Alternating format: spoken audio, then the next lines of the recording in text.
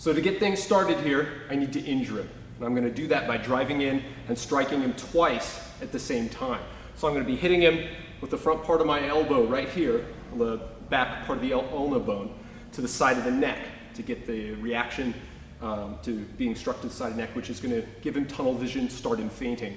At the same time, I'm going to be kneeing him to the internal saphenous nerve along the inside of the thigh here.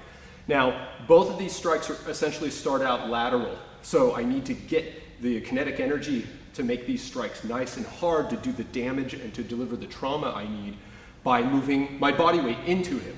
This isn't going to work. It's not going to happen if I'm trying to just stick my arms out and stick my arm out, stick my leg out. It's not going to happen. The way this happens is because I drive with my body weight. So my body weight moving laterally gives me that kinetic energy to make that initial contact. Now, out of that initial contact, as my foot hits and my knee bends, I will drive down on the side of the neck. So now I have my body weight coming down at the top of his spine on the side of that neck while he's already off balance. That's going to result in a knockdown, so he's going to hit the ground just like this.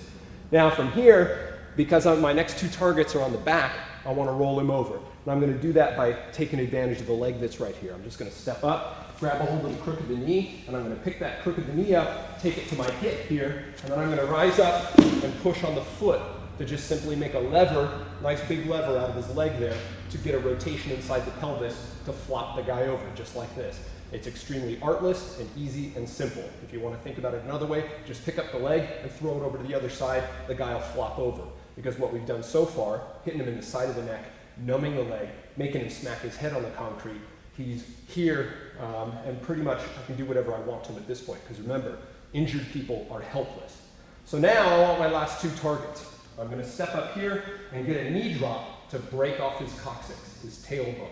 So I'm going to snap his tailbone by driving that single knee down. So once again, my body weight's got to be above that tool that I'm using to do this. And I'm going to drop straight down, and I'm going to put my knee between the butt cheeks, essentially, to snap off that tailbone. When that tailbone snaps off, the spinal reflex is going to have the spine curl back this way, the head's going to come up off the ground, and now I'm going to rise up, and I'm going to kick him with the toe of my boot into the base of the skull. Nice and hard. Boom. So once again, the force for that last kick comes from me moving my body weight into the kick, rather than me standing up here and poking my leg out and trying to do anything with my leg. But rather the motion with Dutch keeping his head down, the full motion of this is going to be akin to that. I'm going to do a nice big soccer kick to damage that target, get the toe of my boot into the base of the skull. Now, be aware, kicking someone as hard as you can like that into the base of the skull can be a life-threatening injury.